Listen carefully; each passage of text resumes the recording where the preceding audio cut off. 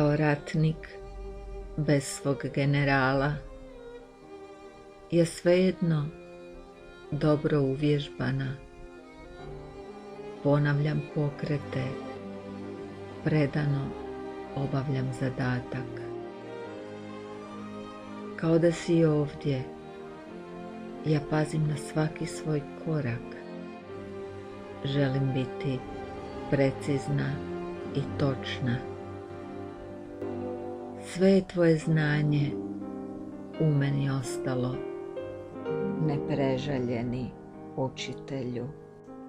Kako živjeti, kako preživjeti sebe samu, to što tebe nema.